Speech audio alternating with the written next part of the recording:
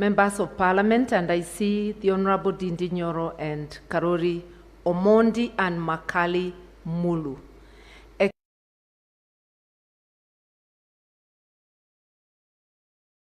Excellencies, ladies and gentlemen, I'll ride on the protocols already established.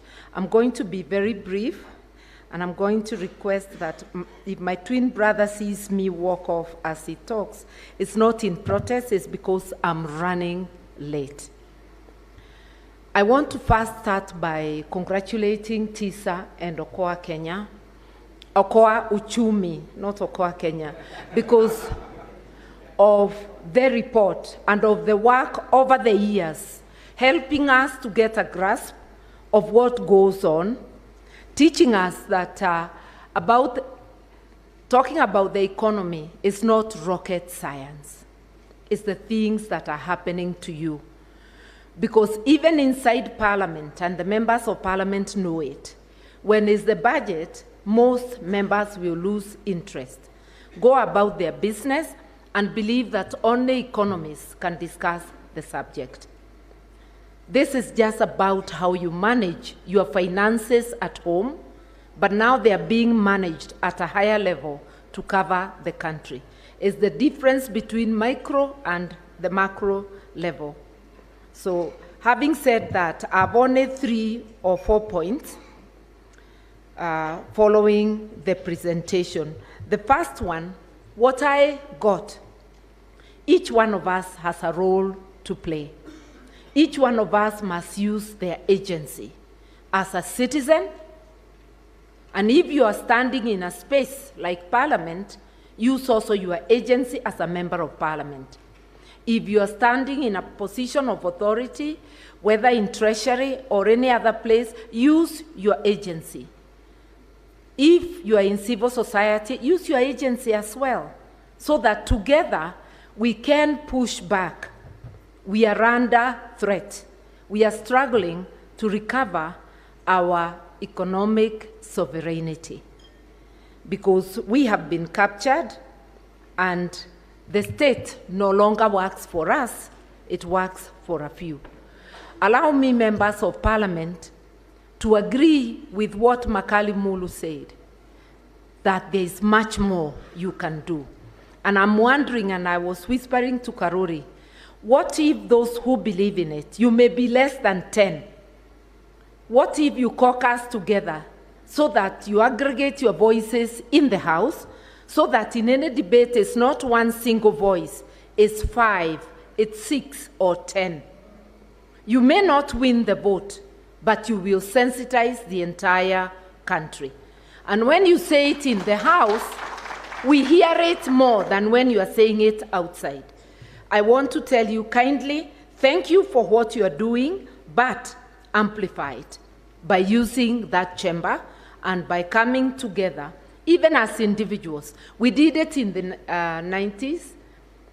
We would just be less than 20, but our voices were loud and clear.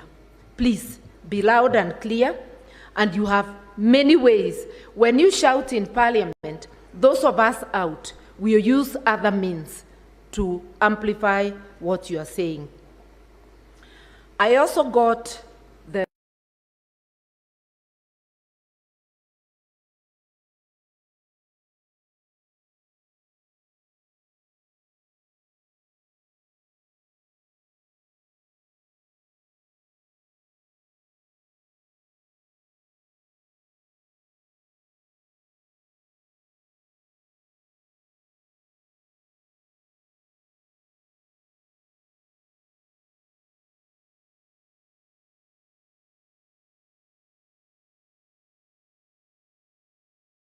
the truth that the fight about accountability is a fight about justice. Imagine it's about your health, about education, about the environment you work in, and about the things you care most about. It's about the state being able to implement the rights, basic needs that are in Article 43 of the Constitution. About our partners, The IMF and World Bank are banks, just like your banks. It's just that they are world institutions, they are global institutions. They cannot be your masters. You enter into engagement with them. But a thieving government, a thieving regime, will not negotiate seated. They will be kneeling. They will forget Article 43 of the Constitution, and they will accept conditions that go directly against the Constitution. So it's our duty to stand up for ourselves, because this our extractive regime is negotiating on their knees. But we want also these partners to note, you talk about governance and accountability. Do not push our states to act outside of our Constitution and the law, because that's what those conditions are forcing them to do. Now, I just also want to say this, that the report aptly captures, and this will be the last point, that what I believe in, the Constitution is our operational manual. You want to operate a country or run a country called Kenya, the manual is the Constitution. Same way you get a manual for your new car, new machine. You want our values and principles of governance up there in Article 10, screaming. You want value-based leadership as dictated by the Constitution, you have Chapter 6. You want public finance, it is Chapter 12. It will tell you about prudent and efficient spending of our resources. It will tell you that the first charge on our resources is the critical needs of the people, not the opulence of the leadership. So what is happening today is happening because the state has abandoned the rule of law and constitutionalism. Together, we must defeat this. Having said I'm a standing president, I must say one last thing. This is now the very last. The other one was the last. No, I'm serious. It's the very last. That what we need is a just economy that works for everyone. Taxation that is not extractive, that people can bear. A first charge on our taxes must be the needs of the people. We need efficiency, we need accountability. Manage the money, the public resources, the same way on a good day you manage your resources, because even a thief does not waste what they have stolen. If you steal from a thief, they will be worse than the owner of the money. Nobody will go to buy something at double the price. But it's like we believe it is a crime to be efficient when it comes to public resources. We've got a job to do. I'm here, if you allow me to do it for you. Asanteni sana.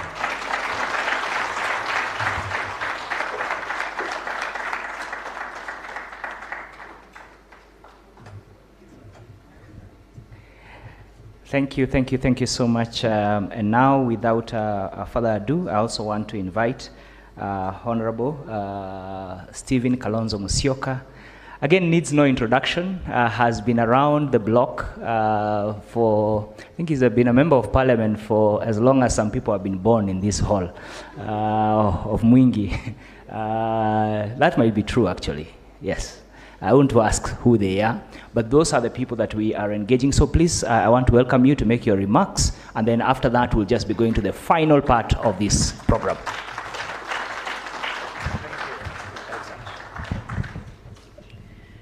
Wow. What a day. I wish this people's audit could be on daily circulation,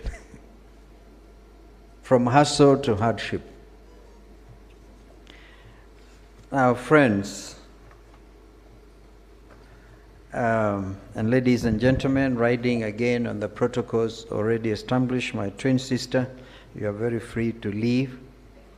I think you should have ended by saying, rather than asking them to give you the responsibility, use the plural. Give us. Because we are a team. A very good afternoon. I had come late because I'd asked Dr. Makali Mulu, and I'm happy that our speakers have quoted their wonderful remarks. Allow me to place some of these things on record, because I consider this so historic, so important, that indeed it is an occasion for both celebration of a combination, as we heard from Brian, of imagination and bravery. Let me begin by thanking Tisha and the Okoa Uchumi campaign. I don't blame Mother. We were in Okoa, Kenya together. We continue to go Okoa, Kenya, but this time we are changing tact. It is liberation time. It is Ukombozi time. We're going beyond Kuokoa to Kukomboa.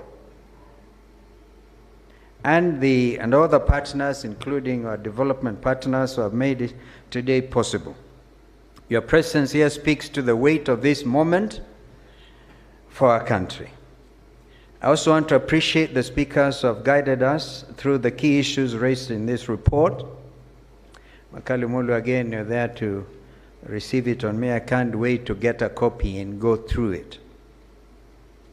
Their insights remind us that Kenya stands at a crossroads, and the choices we make now will determine the future we hand over to our children. I also want to say, friends, that today is not just another event on the national calendar. It is a moment of collective reflection on the state of our republic. The People's Audit lays bare a reality Kenyans have been feeling for far too long. Something is deeply wrong with how our public finances are being handled. And with the IMF's governance and corruption diagnostic on the horizon, this report is a timely reminder that we must scrutinize ourselves before others do it for us. I therefore commend Tisha, Okoa Uchumi, and all partners behind this effort. You have given the country a factual and varnished picture of what is happening and what must change. This report does not just speak in numbers. It captures the day-to-day struggles of Kenyans whose lives are being shaped and in many cases strained by poor governance. Ladies and gentlemen, our public debt has now surpassed, as we heard from Mheshimiwa Ndindi Nyoro, 12 trillion. 12.5 trillion. That figure is not abstract. It affects families, businesses, counties, and the very foundation of our development agenda. But the real issue is not only the size of the debt, it is how we got here. I want to dare suggest we got here through unquestionable and corrupt decisions, through unnecessary and reckless borrowing, through sheer incompetence, inflated or abandoned projects, and through weakening of the very institutions meant to safeguard the public purse. We've heard of the state capture of parliament. I'm personally so happy to see this wonderful, almost like to call you remnant, the remnant of sit our 13th parliament. Ndindi, is so refreshing to hear you. And Karua Mondi, so refreshing to hear you. Even you have dug deep into the history of Safaricom itself. And Makali Mulu, you see, if you rise to the occasion as my sister has suggested, you will be able to save this nation and make it different. And you know we are there with you. Ndindi Nyoro, I said in Bondo the day before yesterday, I'm just about to speak it out, so at least itoke. So that a country will know. And you're almost there, because the chair of the budget committee, of course I'm not quite sure he's still there, but you've done a good job as member for Kiharu for sure. But now you have to do the extra thing. Bring it out, because then that will torpedo you to the next level. We all know where we have come from. And now we are witnessing a dangerous trend. The rushed sale of attempted sale of critical national infrastructure and strategic assets. Here I'm referring to Safaricom, and we have all heard about Safaricom, the JKI, which we were able to stop in court, Kenya Pipeline, among others, done without transparency, without public participation, and without any regard for the Constitution. Let me say this clearly and without hesitation. This is truly unacceptable. It is unconstitutional, and it will not stand. And we will not allow it to stand. So come out. Some of us are as simple as you see us. When we say it, we say it. And let me also be crystal clear. Countries do not prosper by selling their inheritance. They prosper by protecting it. Kenya will not become the Singapore, quote in quote, imagined by the current regime if that entrepreneurship and rotobotomish continues and is left unchecked. You cannot auction off to yourself what belongs to the people. Singapore was built on order, on discipline, on accountability, and a fierce intolerance for corruption, not the chaos, the carelessness, and the impunity we are witnessing today. I hope that those who are talking about Singapore will have read in some detail the wonderful action, writing by Lee Kuan Yew, the Prime Minister of Singapore, who was there to shape a nation that moved to become what Singapore is today. Ladies and gentlemen, public finance is a public trust, and every leader at the national and county level has a duty to defend that trust. After all, you've all been there swearing that you uphold the Constitution as by law established, and I want to tell you, a lot of you, particularly those who belong to the state capture team, are already in breach. In fact, it is perjury in law. Perjury. Swearing to stuff you don't believe in. This culture of budgeting with corruption already baked into the process clearly must end. And now we have heard from Ndindi, Nyoro, apart from the budget, they want now to do it outside the budget so they can now compound the stealing, the thieving. And it will end. And those who have turned budgeting into a personal enrichment scheme will be held to account. That I can promise you in the next administration. We must also push back against the shrinking of civic space. A confident government listens to its people. It does not intimidate them. It does not order for the young ones to be shot on the legs. If we are serious about rebuilding trust and restoring fiscal stability, several actions cannot wait. Number one, according to me, a transparent, fair, and people-centered debt restructuring process. Secondly, a parliament empowered to provide genuine oversight because the executive cannot supervise itself. And right now, that is exactly what is happening. William Ruto gets out of the 13th parliament everything he wants without even blinking. Number three, protection of our oversight institutions. The Auditor General and Controller of Budget have said these are two wonderful ladies that have done this country proud. And of course, I want to add their EACC.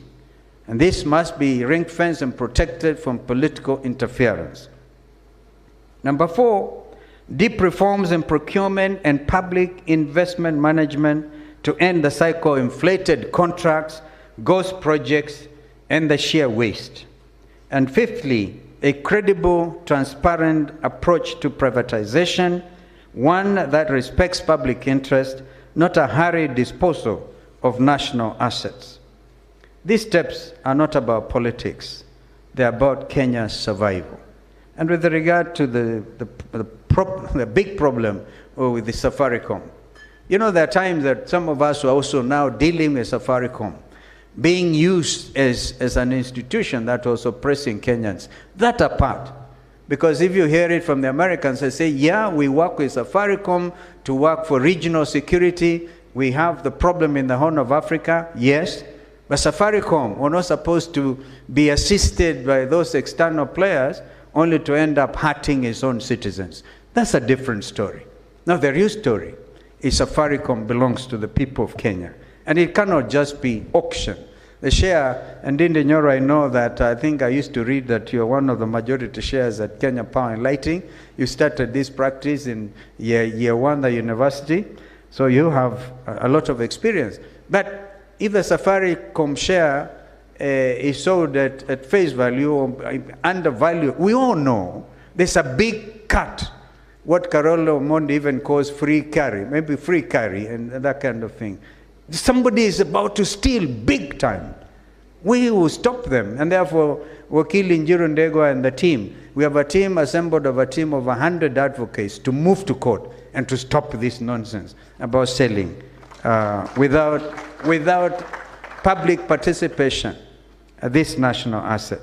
Dear friends, as we head towards 2027 general election, I reaffirm my commitment to a Kenya where public money is treated with dignity, transparency guides decision-making, corruption is confronted and not defended, and national assets are safeguarded for future generations.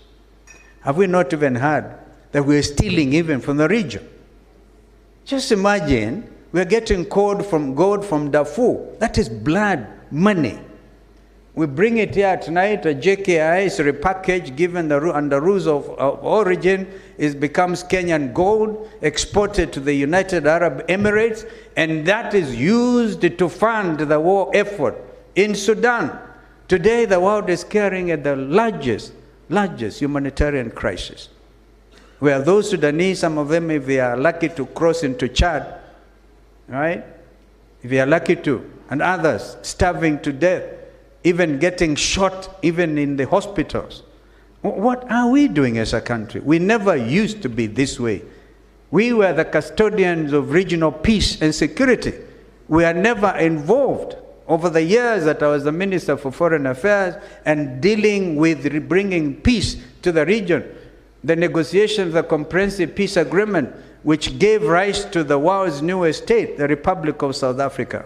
The problems in Somalia, there are times I even said with the late General Audit to make sure that Somalia does not continue becoming a problem, because as long as Somalia in the region is a sick neighbor, we can never be free as a country, because we never choose our neighbors. And we had to work hard. But now we are working hard to inflame those situations, to make the region even a lot more unsafe.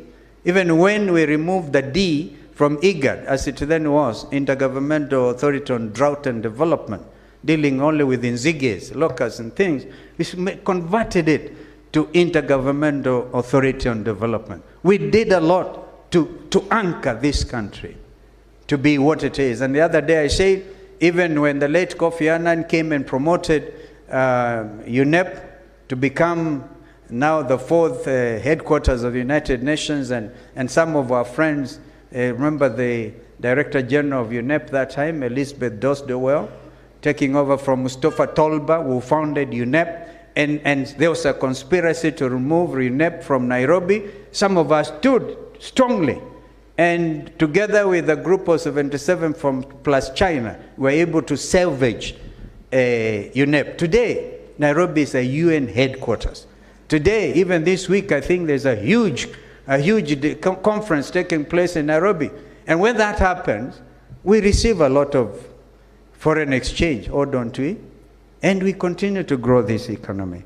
Therefore, Nairobi is important, and so as members of the UN, and that is what we try to really make this country become a very strategic nation in this region, working for world peace and security. Kenya deserves leadership that is steady, honest, and accountable. Our children deserve a country that cannot be bought or sold. But I think the current leadership, they're in a hurry to sell everything, auction everything. But we hold them accountable. They can't do that and get away with it. Ladies and gentlemen, we can turn this country around, but only if we face the truth and act on it. The People's Audit gives us a clear starting point, and the responsibility now rests with all of us. Thank you, and may God bless Kenya.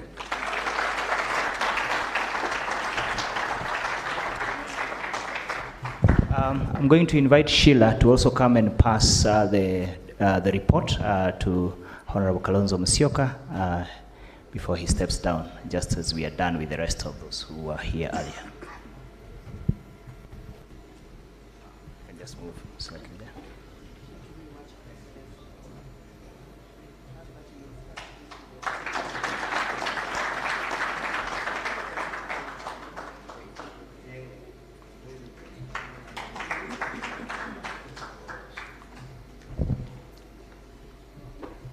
Let's appreciate him once more.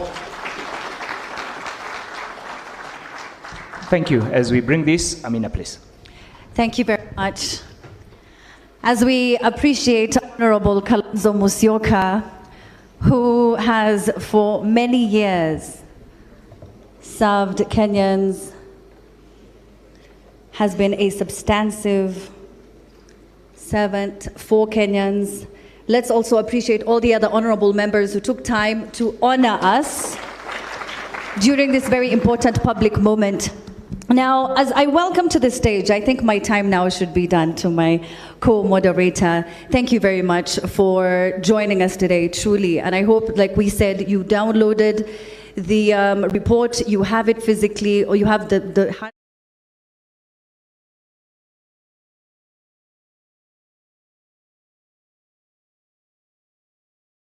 share it with as many people as you can. My name is Amina Abdirabam. I will, as you know, journalists inform and educate. So you can have a very good report, but if there's no means of it reaching the public, then it's a waste of time. So with this constituency here, we affirm that this information is going to reach the public. Thank you very much.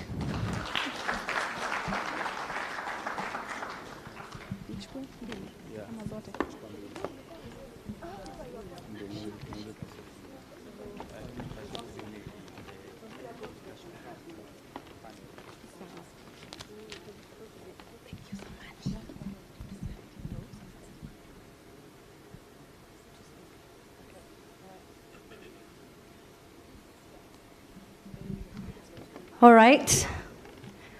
So as we get the program going, later on we're going to witness a beautiful performance from a legendary, iconic artist from Kenya, someone who I admire and respect so much. I've seen him walk around back in the room, and now I can't see him. He was at the end of the room.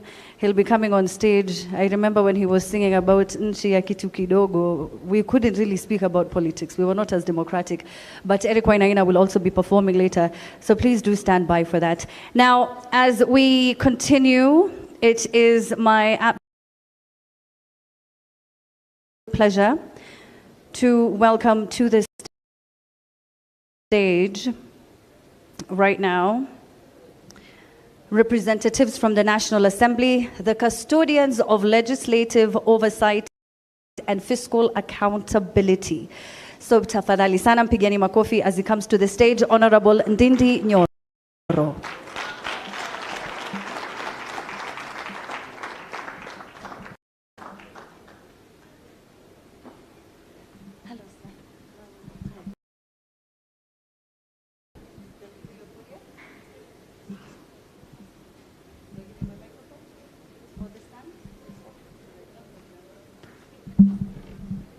Thank you very much. All the guests who are here today, all protocols observed, and all Kenyans, good morning. I hope it's still not, it's afternoon already. Good afternoon. I'll be very brief.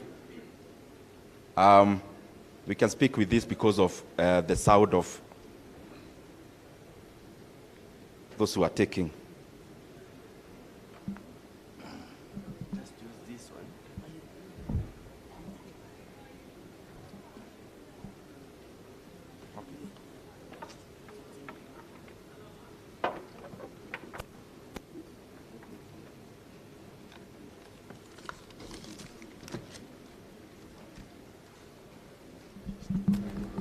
Thank you very much. I want to be very brief and to the point. First of all is to appreciate all those who are here. Honorable Mother Karua representing all of us as politicians because she is the senior most in this hall. Diana, all the other development partners who are here, World Bank, IMF, all the Kenyan organizations, and Kenyans again. Good afternoon. I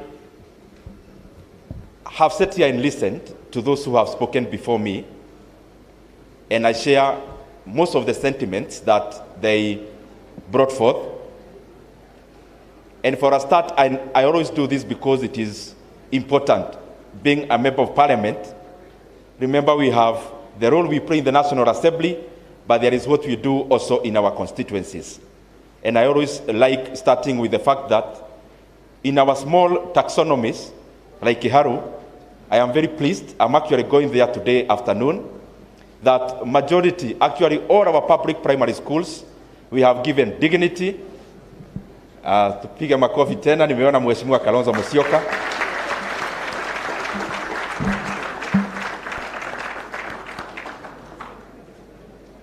Kumbe Diana wewe ni moto namna hiyo.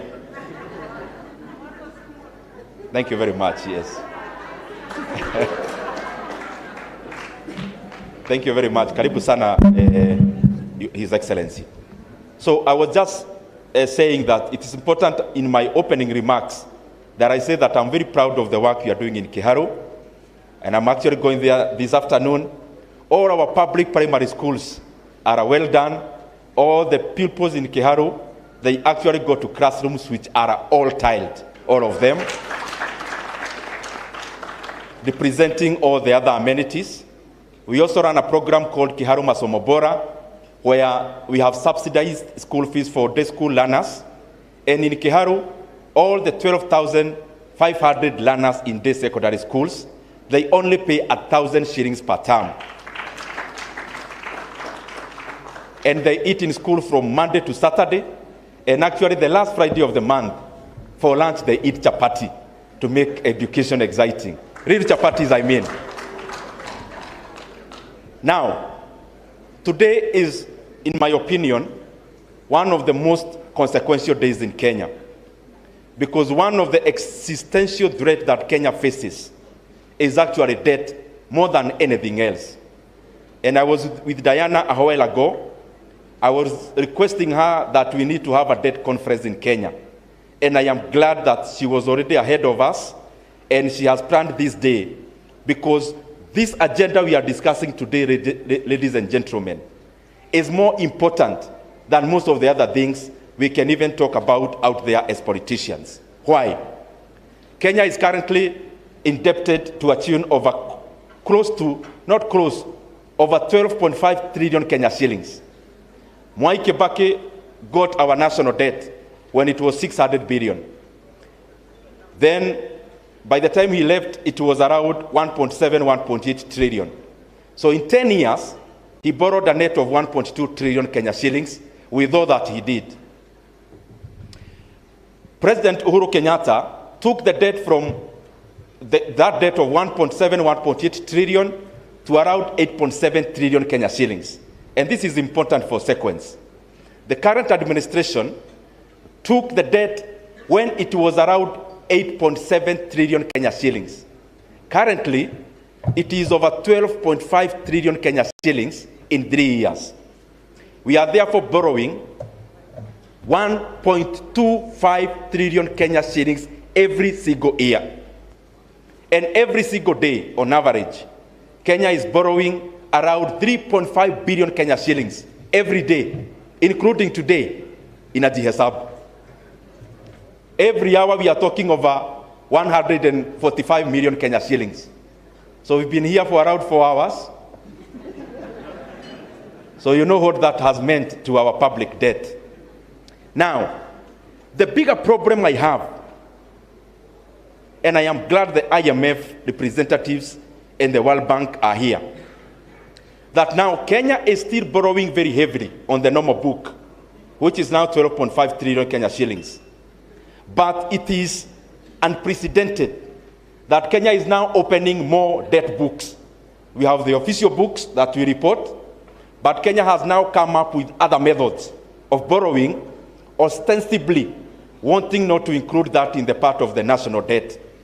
And they are using jargons, big names, so that by the time Kenyans are asking what it means, the loan is already taken. One, that issue is called securitization. I have been studying and saying that securitization is a crime because we are borrowing money off the book. The money we borrow is actually not passed in the budget. The person who is budgeting is actually the Minister for Transport. We have borrowed 175 billion Kenya shillings already. What we have done is to mortgage fuel levy that Kenya was to collect in the next 7 years. So the government is just saying, we are not anticipating any Kenya after 7 years. That is why we are taking all the revenue for the next 7 years today. The second thing, which is an illegal board, is called Talanta Board. Talanta Board, Kenya borrowed 44.5 billion Kenya shillings earlier in the year. The interest rate for that board, which is also an illegal loan, is 100 billion Kenya shillings. Interest rate alone, we are going to pay for the next 15 years.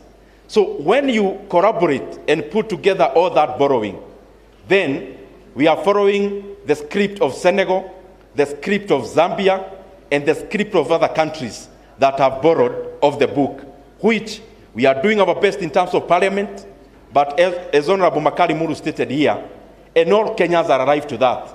The kind of things we are talking about in this kind of a forum, as a member of parliament, is very solitary, because currently is only a few of us who can actually talk about these things. Now, the third thing, and I stated I'll be very brief. Now, to want now to do things, to want to be seen to do things, now we are in a spree of selling government assets.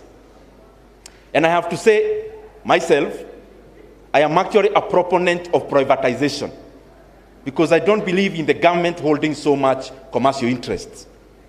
But this is the rider. As we privatize and as we sell government assets, the underlying factor and the bold word we have to have in our mind is something called valuation. Valuation is what is important. Why? When you go to a country like Zambia, during their privatization in the 1990s, privatization created Bajois of Zambia. In fact, it's not a coincidence that the current president of Zambia and the predecessor were part of the privatization then. One as a lawyer, one as a TA, transaction advisor. I don't think that is a coincidence. When you go to a country like Russia, when you talk about Russian oligarchs, majority of them were created out of privatization. Why? You simply give government assets for a song. And I want to state here, without blinking of an eye, I have been in the capital market since I was in first year in campus. Maneno ya shares nimefanya from first year in campus. And I want Kenyans to know what I'm talking about Safaricom. I have no vendetta, na sina fitina. The fact of the matter is that the sale of the 15% stake GOK owns in Safaricom, part of the 35 we own as public, the current negotiation is giving Kenya a raw deal. And the consideration is an undervaluation. And I heard the minister, my brother Buddy, talking about market prices. And I was wondering, my friend, you're talking about market prices in terms of shares. Shares go down today and tomorrow. So what is the real value when the share goes up or down? That is why every investor looks at the intrinsic value of the company. And if you look at all the other investors in the world, including Berkshire Hathaway, Warren Buffett, when they are investing in a company, they are never guided by market prices. And this is the reason, good Kenyans. Take a company like Kenya Power, which I know in and out. Kenya Power, the shares were trading at 1.8 shillings last year. So the valuation of Kenya Power was 4 billion. So the guys in the National Treasury are telling us that since it's about market prices, they would have sold Kenya Power for 5 billion. The current valuation of Kenya Power as we talk is 23 billion. So you are coming to tell us, since you are getting through market prices, that you can sell Kenya Power, an asset with 500 billion assets, based on market price, then you sell it at 23 billion. Is that what you are telling us, the National Treasury? A bank like KCB, where the government has a 19% stake, it's currently trading at 0.6 to book value. So if you are talking about market prices, so you are telling us you can sell KCB at half its shareholders' funds because of market prices. I am just trying to say, the parameter of selling a block sale in shares is not measured by how much the share is in the market. And we have to also say this. Kenya Power was trading at 45 shillings in 2021. That was before, sorry, Safaricom. Safaricom was trading at 45 shillings per share in 2021. They have since invested in Ethiopia. Listen to me, Kenyans. Because this debate we are having is worth more than 100 billion more to Kenya. Safaricom was trading at 45 shillings per share in 2021. Now, by then, it was valued at 1.8 trillion Kenya shillings. They have now already invested in Ethiopia, and the market in Ethiopia is already responding. So you are telling us you can buy a plot at 450,000, plot without anything in it, you build a flat in it, you start collecting rent, then after 4 years, you sell the plot and the flat together for 340,000. Is that possible, dear Kenyans? So I'm requesting the National Treasury and the government, if there is no self-interest in the sale of Safaricom, make the process open. If there is no incompetence in the sale of the 15% GOK stake in Safaricom PLC, make the process competitive. Open the process for other bidders to bid for those shares. Let the current buyer bid, let another telco bid, give Kenyans a chance to bid. Give Kenyan funds a chance to bid, because we are going to realize better value for that stake when we open it up for all Kenyans and every other buyer to bid and buy. And as I say this, I am challenging again my brother, Honorable Bandi. I have information more than the one I can talk to you now here. If they are confident, you know, I am seeing them talking about market prices. Market prices, market prices. Now, you as government, you already come in public early this year. As the National Treasury, if you look at some of the interviews the CS for the National Treasury has done on TV, he has been on TV saying, we are very desperate. We need to raise money. You've already sent a signal to any buyer that you are desperate. Then you go to a negotiating table, you've already blooded yourself here, desperate, and then you go to a negotiation, and in that negotiation, and I want to make it very clear, there were people who purported to represent the government of Kenya in the sale of Safaricom PLC. People who are not government employees participated in the negotiations of the sale of the 15% stake. And the same people, there are things they do with the buyers. So Kenyans are getting a raw deal for personal reasons. And I want to make it clear, this cannot be allowed to happen. Because we can get much more. There are lawyers in this hall. In a negotiation or in a transaction, there is something called conditions precedent. If, you know, the reason why I am pitying my brother, the CS of National Treasury, is that he's just a spokesman for this deal. He was actually not in the negotiations. And if you want to challenge me, I am ready, because I know. Wacha nimaliza na kitu ya mwisho. Acha nimaliza na kitu ya mwisho. As we do the kind of things we are doing, it is important to know that there is something we are calling infrastructure fund. Infrastructure fund is two things. Forget about all the other things. I think now as Kenyans we are used to grandiose marketing of projects. But we know the real utility when it happens. Forget about how it is being marketed. Infrastructure fund is two things. Privatizing government assets. Number two, more borrowing. Just watch the steps, not the lips of the people promoting it. The other thing they want to do through infrastructure fund is to remove development from the budget. We want to run two budgets in Kenya. One, they are running away from the responsibility of recurrent expenditure, which is social investment. And then we want to create another budget on the side for development expenditure. That is why ordinarily, when you privatize a government assets, it goes into the budget. Because the government does more than building roads. It pays teachers, it builds schools, and the other social investments. Now, the government wants to run away from the social investments, create an infrastructure fund to privatize more, but after privatizing, to use that money to borrow more. So the plans of the National Treasury, they've already securitized fuel levy, which is collecting fuel levy in advance. 175 billion taken, in the process of another one for 75 billion. Second thing is sports fund, already securitized 44.5 billion Kenya shillings loan, which you are paying 100 billion Kenya shillings in interest rate alone. They're in the process, listen to this, of securitizing your housing levy. And me, I don't talk things just for the sake of talking. They are now in the process of collecting your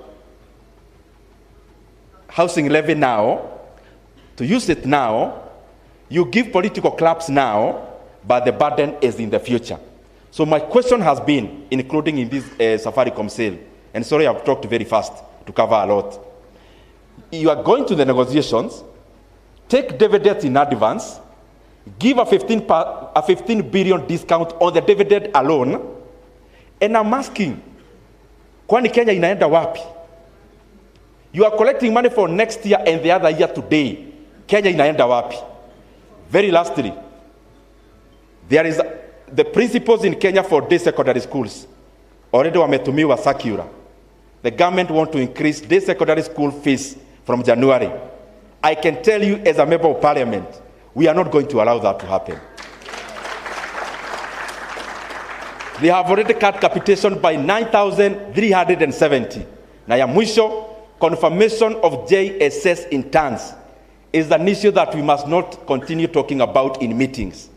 The National Treasury must liaise with TSC today and issue a confirmation notice to all the JSS interns into permanent and pensionable terms. Asanteni sana.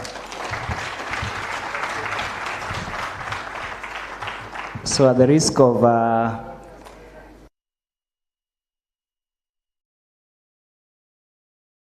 saying a lot and not cutting you, kindly, it's not being disrespectful. Really, these conversations can go on, but we have quite a line that we will past our break time in respect of the speakers. So I want to just give a guidance. So next on stage, we have 4 speakers that are left. And I'm going to ask them to simply say what they need to say in a very few minutes, 3 to 5. So next we are going to have Honorable Karua Omondi, who is the MP for Suba South. When he finishes, we have 2 senior Kenyans and very respected Kenyans. I'll give them a chance to have the final one. We'll have Brian Kagoro, who represents OSF, and he had prepared quite well to say a few remarks. And then after that, I will then come to Honorable Karua and finish with the Honorable Musyoka. These indulgences for the time, kindly give it to 3 minutes. Kindly. Let's appreciate that.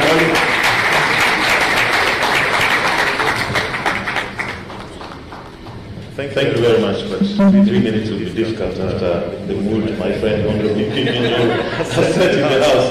Your Excellency Stephen Kalonzo Musyoka, welcome. Honorable Karua, welcome. Ladies and gentlemen, good afternoon. I stand to speak not as a member of Parliament for Super South, but as the chair of Constitutional Implementation Oversight Committee of the National Assembly. I think the rubric of discussion we have had today is by one word, accountability. So maybe you'd like to hear from me what as CIOC we are doing to enhance accountability. It's quite unfortunate that the Auditor General has left, but I want to congratulate her and assure of our support as a committee, because we think together with the controller of budget, we have two fine ladies doing very good work for the Republic of Kenya. As a committee, we've noted about 4 issues that really affect the accountability institutions. Those are the Chapter 15 institutions. We have 10 constitutional commissions and 2 independent offices. One is limited funding for constitutional offices and independent offices, these constitutional commissions. The lack of funding is actually affecting the ability to get sufficient and quality staff, but also limiting their activities. Article 249, sub-article 3 of our Constitution says that Parliament shall allocate adequate resources to these offices and that their budgets shall be separate votes. What we have realized in the budget making process, these constitutional committees, constitutional institutions and the independent offices are lumped under sector working groups, which have ceilings and which in the long run affects the monetary allocations to these constitutional commissions. So to give them adequate funding and to make them independent, we have recommended and we have tabled a report. I've tabled 4 reports in 4 months since I became chair before the House. One of the recommendations is that in the budget making process, we take out the accountability institutions from sector working groups so that their budget lines are independent and that they are not starved of money. That is one that we have recommended. The second thing we have noticed is weak implementation of their recommendations, like the Auditor General said. Last week, I did present another report, which is now going to be tied to the implementation committee, about how to actualize the recommendations of accountability institutions that they make to the House, so that their implementations, their recommendations, observations can be turned into actions that improve accountability in our country. We have also noted that there's a lot of interference in the constitution of these commissions, in the way the members are being appointed. I did participate in the original recruitment for the 10 constitutional commissions over 10 years ago. But today, what we have noticed is a lot of recycling of politicians into these commissions. And I think there's a problem there. So we are trying to change the law to make sure if I lose my seat, my first port of call is not a constitutional commission, so that we keep the rigorous recruitment process and independence of the members who go there. Because you see clearly there are cases of trade-offs where a politician is put into a commission as a trade-off that his supporters may vote for somebody. I mean, you saw that recently, even in the by-election that we have, if you are keen. So we are trying to deal with that issue. The final difficulty we have seen is executive overreach into the operations of these commissions. A good example was the thing that was created for compensation of victims of post-election violence, which the court declared constitutional. That is the work of an existing constitutional commission, and that work should be left there. There have also been some proposals we have done to the PFM Act, which are supposed to enhance equity and accountability. There's already on the floor of the House a proposed amendment to the Public Finance Act that will create a sub-article. You remember when the budget is being prepared, especially on the side of expenditure, members of parliament don't have a summary of where the expenditures are going. So you have to keep looking for addendums, annexures, and the rest of them. We are now proposing that in the PFM Act, the Treasury, as well as the Parliamentary Budget Office, will review annual estimates to ensure that their form and content contain a sector-wide informative summary of the development projects proposed per sub-county in terms of the administrative units. So that if the Ministry of Roads come to Parliament and say we have budgeted 200 billion for new roadworks, they will break it down to the sub-counties. So you can clearly see how it has been divided across the entire republic. Whether it is Ministry of Water, whether it is Ministry of Energy. In other words, if you see the development mosaic of Kenya, there's been over-concentration in certain areas to the detriment of other areas. This is supposed to deal with equity. And the other proposal, which is the final one before I talk about something else, to the PFM Act, is where we are proposing that for shareable revenue that will be going to counties, we want it to be modeled on something most of the civil society don't like, but which is the only fund which is working in this republic, which is called the NGCDF. We want to be modeled on something very simple. 30% of the shareable revenue to counties will be ring-fenced for recurrent expenditure. The other balance of 70 will be distributed to counties based on specific project lines with codes, so that there'll never be any pending bills when the money goes to the counties. They'll not present a budget for health, but when they receive the money, they take the funding to funerals and hiring cheering crowds, as they do.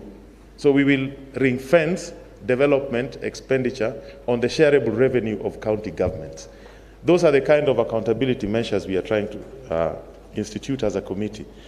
But finally, let me also say one or two things about the Safaricom issue and give some historical perspectives that many people may not know. I want to start with just comparing the government proposal of divestiture from Safaricom and that of Kenya Pipeline. And because IMF and the World Bank are here, that's why I've chosen to speak about it, so that they may interrogate these things further, because they have a hand in this. The KPC divestiture program is on the basis of an initial public offering.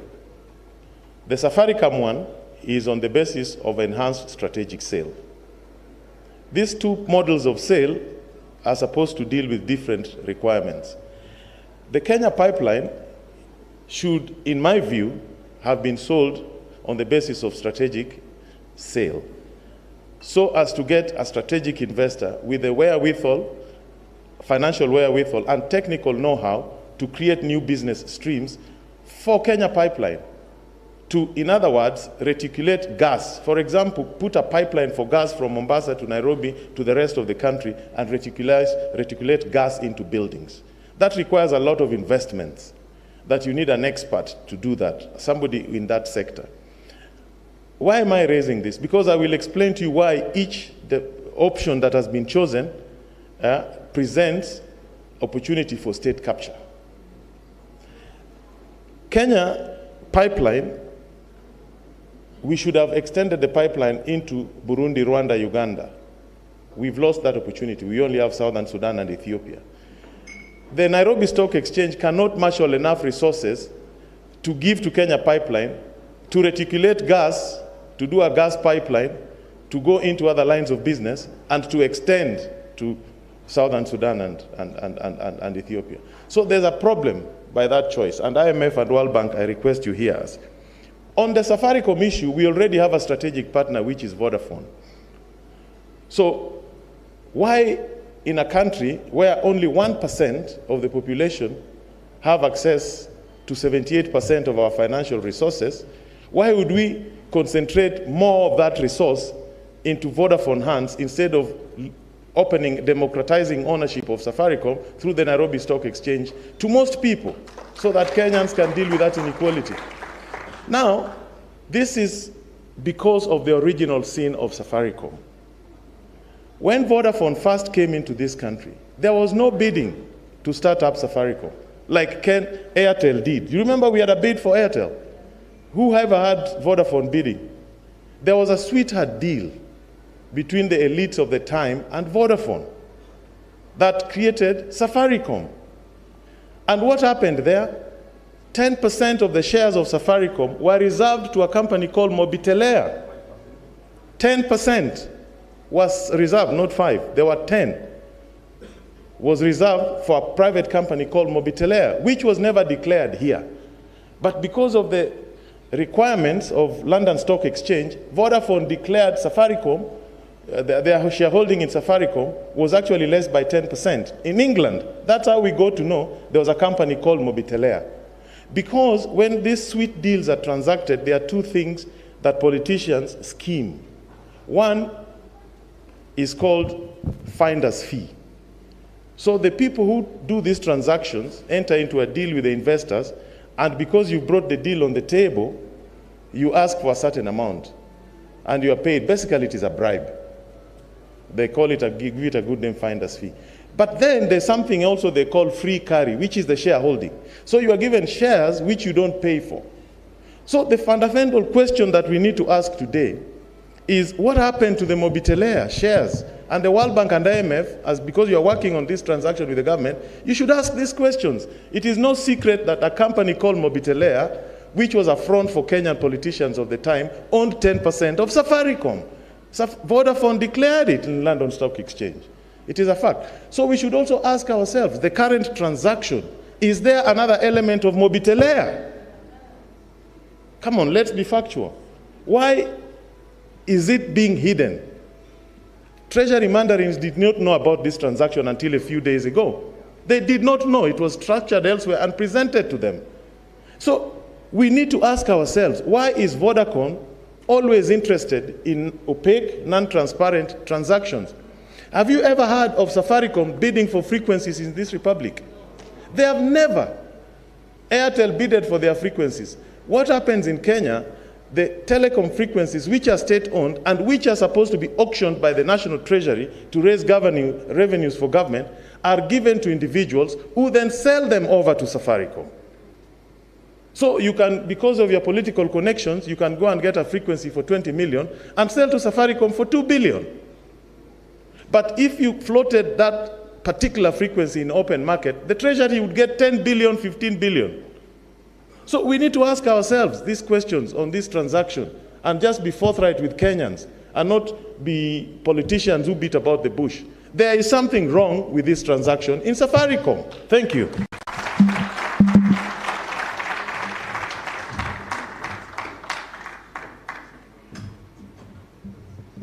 I was warming up to go for lunch as a peaceful Kenyan. Now I'm worried the food might not get to my stomach. Good. Brian. Brian Kagoro is a Zimbabwean, but more importantly, a very strong Pan-Africanist who has been engaging in many matters. I have listened to him, and every time I listen to him, I want to stand up on my table and act. I want to invite you. Unfortunately, I have to again cut your presentation, not significantly, but to some portion. Appreciate Brian Kagoro. I got a warning from a Gen Z at the back. They told me it's 3 minutes or thereabouts. Honorable Mother Karua, I have always known you to be a law-abiding citizen, but the company you are in is this side.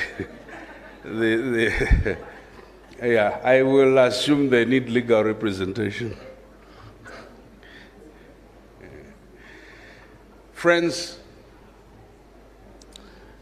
our countries have become crime scenes, and we are witnesses at the crime scene, and unfortunately, the crime has direct consequences on our well-being, our welfare. I wish that the description of the several conduits through which money is looted from the state that are in the report were describing a utopian country elsewhere far from us, but unfortunately it's describing a reality. But it's a reality that must be appreciated in the context of the unemployment statistics, a reality that must be appreciated in the context of the number of Kenyans who go to bed without a meal every day, or having had only one meal. It's a reality that must be appreciated in the context of the number of women who are dying without access to appropriate medical care, and the number of poor citizens who are dying without access to medication, or the number of people whose livestock, whose life's work is destroyed because annually they are open to the vagaries of very hostile weather, which is impelled by greed at a global level. So this is not like a Liverpool or an Arsenal or Go My Here game where you can afford to lose and wait for the next match and excuse the loss on the basis that it was a bad day. This is reality. Let me put it this way, to quote a friend of mine who said to me, Brian, an average African child who is not yet born is already indebted to the tune of 75,000 US dollars because present generations and generations before of politicians were wise enough to take debts in their names in order to either build white elephants or for their primitive accumulation, conspicuous consumption, the things that make them look good, the big cars, the big houses, and etc., all borrowed in the name of children who are not yet born. So the debt of this country must be appreciated as an obligation spread on your heads. At some stage, as we saw in Sri Lanka and we have seen elsewhere, the creditors will come and take ports, take institutions, because they are owed. So this is not a Goma here match. We're not describing a bad game.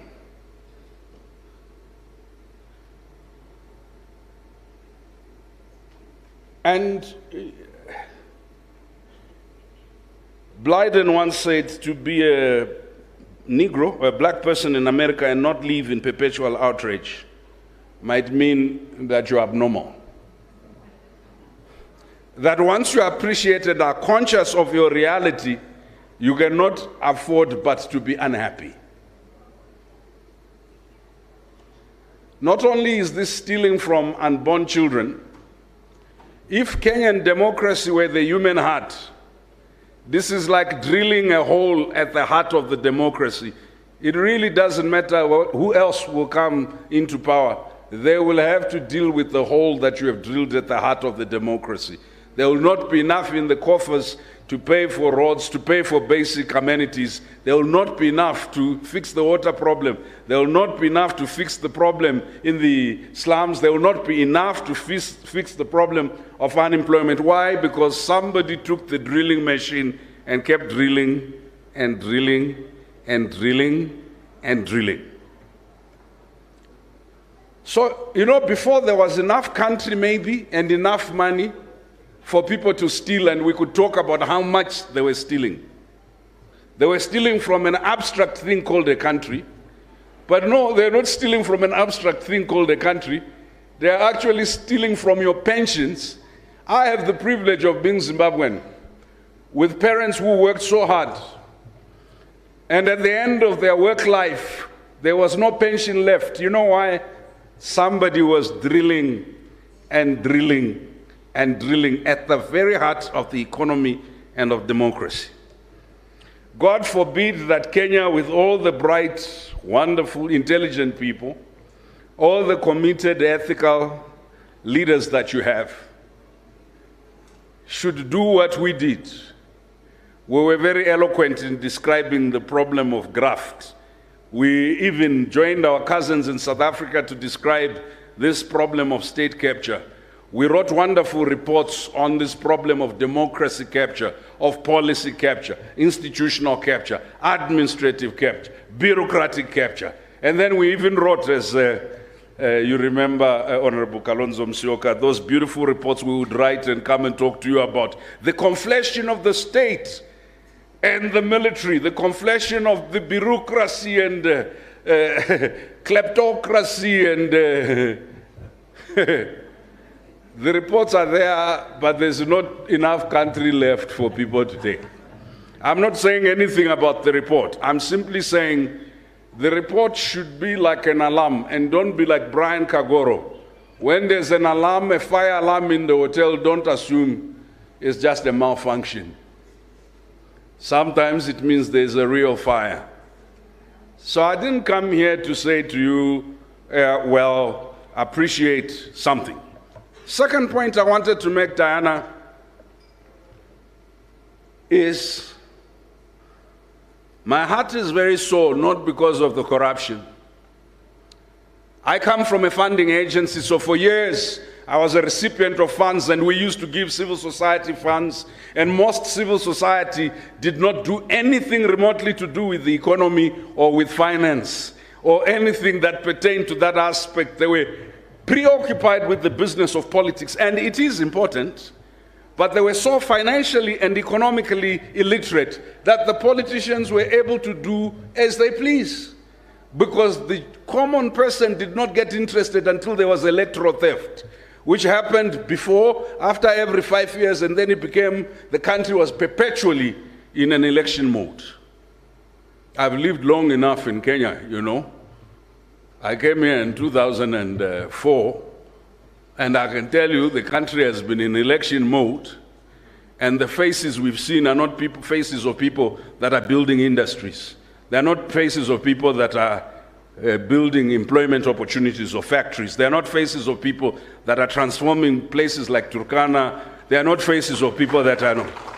It's politicians. There's nothing wrong with politicians. Politicians will only get away with as much as the citizens do not know.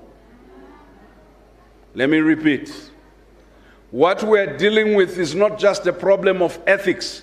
We're dealing with the problem of power that has never been held to account, or power that has known how to weaponize identity, ethnic or regional, identity, religious, identity, class. We're dealing with a power or powers that weaponize this. And generations of young people have given their energy to this weaponized identity, beauty, pageantry amongst the political elite. And the young people who were young in 2002, the young people who were young in 1994, the young people who were young in 2017, not so young anymore. But guess what? There is one thing that joins them together. They are literate, articulate paupers. Let me repeat. Literate, articulate paupers. They are one event, as Donald Dare, the Kenyan lawyer, says, one event away from disaster. Do you want to know what that disaster is? If today another epidemic or pandemic happens, we're screwed. If today you are kicked out of that job, you have nothing. The most educated, the most capable, their opportunity to produce sustainability and security in their lives is taken. And the cast of the thieves changes. As we say in that Swahili proverbs, the trees have changed, but the monkeys remain the same. And this is why today's launch is particularly important. It's important because this is a launch that recommits to a national consciousness. That national consciousness is simply to say, we have it within our hands to educate ourselves and educate those around us about the theft you can see and the theft that you can't see, about the network that enables this grand theft and corruption. And that network starts right at the top, sometimes of governments, right to the bottom of society. And those who get pittances think they are benefiting. Those who are stopping you as you are coming through JKIA, and they're asking you for little bribes for the little things that you brought your children and your loved ones for Christmas. Those who stop you on the road asking you for chai. There is something that joins them to the rot that you see in the nation. That they are not conscious that the sum total of all our actions is eroding the prospect of stability, of peace. That a country that has potential to become not just Africa's leading economy, but a leading economy in the world, because Kenya has some of the best brains, not just on this continent, in the world, but Kenya has some of the bravest people. Kenya has some of the most resourceful people. Kenya has some of the most wonderful ethical people. But guess what? If you pour a little poison in a whole well or spring of water, it's not the size of the poison that you've poured in, it is the nature of the substance.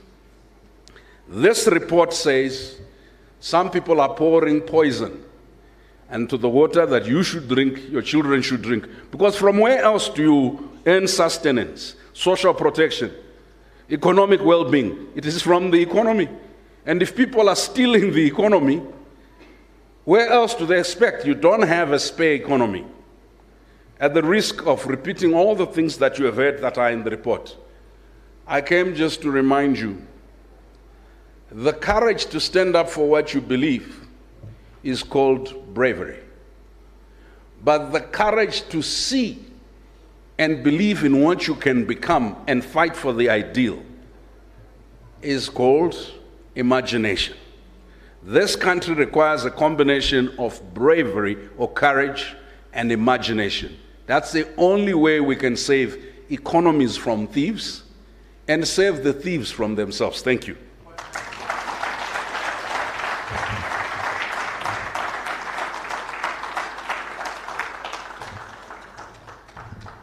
How many people?